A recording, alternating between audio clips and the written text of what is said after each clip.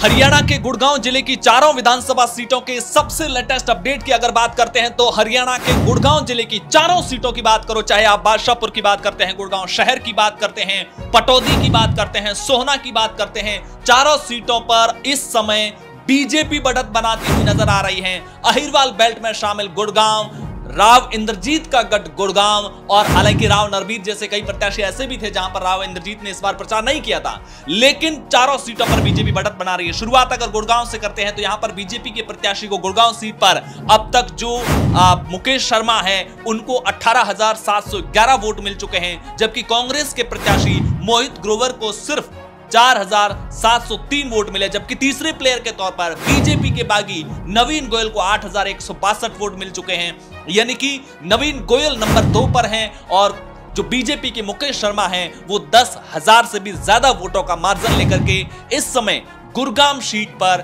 कहीं ना कहीं जो स्थिति नजर आ रही है, जो बड़ी लीड बन चुकी है, 10,000 से ज्यादा की लीड बन चुकी है, लिहाजा ये सीट क्लियर तौर पर ऐसा माना जा रहा है कि बीजेपी जीत ही लेगी।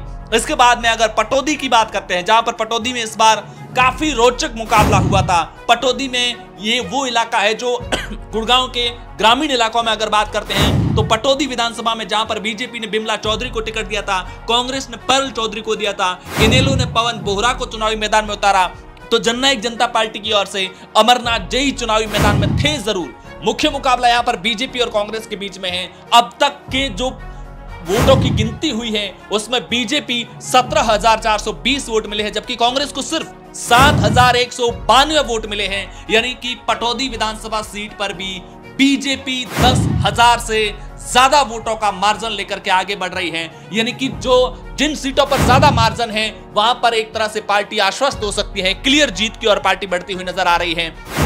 पटौदी के बाद अगर सोहना सीट की बात करते हैं, सोहना वो इलाका है जहां पर गुर्जर बहुल इलाका है। राजस्थान के सचिन पायलट जैसे नेताओं की यहां पर सभाएं हुई। दीपेंद्र हुड्डा ने आखिरी समय में यहां एक बड़ी सभा की थी। कांग्रेस के पक्ष में माहौल बनाने की कोशिश की गई थी। बीजेपी के किले अहिरवाल की ज्यादातर सीटें कांग्रेस अपने पक्ष में करने की कोशिश जरूर की थी। सोहना सीट जहां पर बीजेपी की ओर से तेजपाल तंवर को टिकट दिया गया था, रोहताश खटाना कांग्रेस के प्रत्याशी चुनावी मैदान में थे, आजाद समाज पार्टी के कोटे में यह सीट गई, मायावती की यहां पर चुनावी रैली हुई, बसपा के उत्तर प्रदेश के बड़े चेहरों ने यहां पर चुनावी रैलियां की थी, लेकिन बावजूद इसके सोहना पर भी बीजेपी लीड लेती हुई नजर आ रही है। बीजेपी प्रत्याशी को अब तक जो बीजेपी के प्रत्याशी तेजपाल तंवर है उनको 9,213 वोट मिले हैं। कांग्रेस के प्रत्याशी रोहताश खटाना को 7,452 वोट मिले हैं।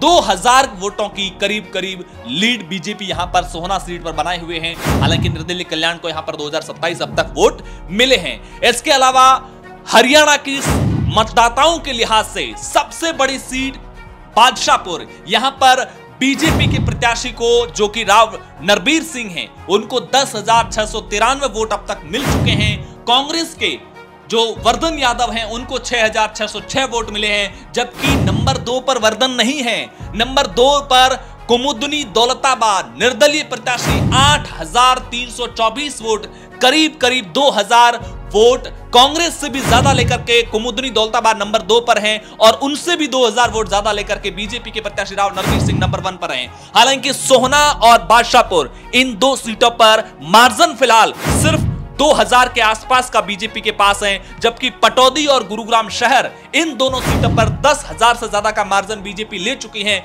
यानी कि गुड़गांव की चारों सीटों पर इस समय बीजेपी आगे चल रही है, लेकिन गुरुग्राम और पटौदी में बड़ी लीड लेकर के बीजेपी आगे बढ़ रही है। एक तरह से इन दोनों सीटों को लेकर बीजेपी आश्वस्त नजर आ रही है, जबकि सोहना और बादशाहपुर में बीजेपी के पास फिलहाल लीड कम है, 2,000 वोटों की लीड है। ऐसे में ये जो गेम है, ये जो गणित है, ये पलट भी सकता है आने वाले समय में। ओवरऑल हरियाणा के अंदर इस समय तक जो बीजेपी की जो लीड वाली मार्जिन वाली सीटें हैं उनका आंकड़ा 50 के पार पहुंच चुका है, जबकि कांग्रेस 35 से भी नीचे आ चुकी है। ये चौंकाने वाले आंकड़े सिर्फ गुरुग्राम से नहीं है बल्कि पूरे हरियाणा से इस तरह के चौंकाने वाले आंकड़े सामने आ रहे हैं।